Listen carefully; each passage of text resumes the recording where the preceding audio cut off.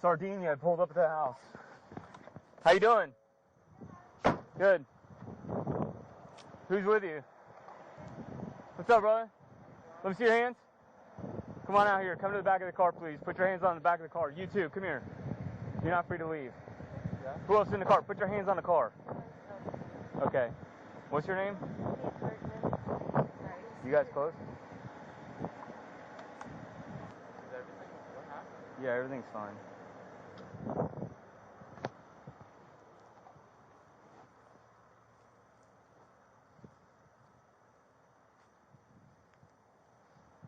Let's separate them. What's going on? We're conducting a crash investigation involving your granddaughter's vehicle earlier today. So that's why we're out here. I had a mailbox. I texted Evan about it. Yeah, it looks like it. Looks like a mailbox.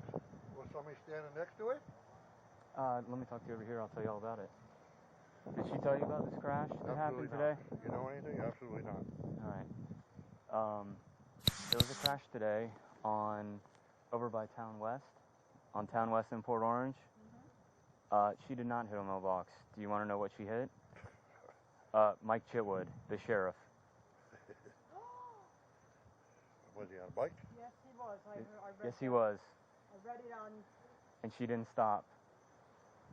So that's the reason why we're here. I just want to fill you guys in.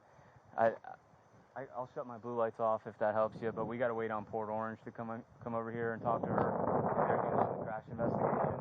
But that's the reason why we're here. Oh, yeah, I'm sure that's a big deal when you guys got that sheriff killed over there by that cabbage patch. Mm-hmm. So, she's just detained for right now, and we're just standing by for a little bit. A lot of cars. It's just my unit. It's not everyone. We roll together, and I ended up just pulling in behind her as she pulled into the driveway.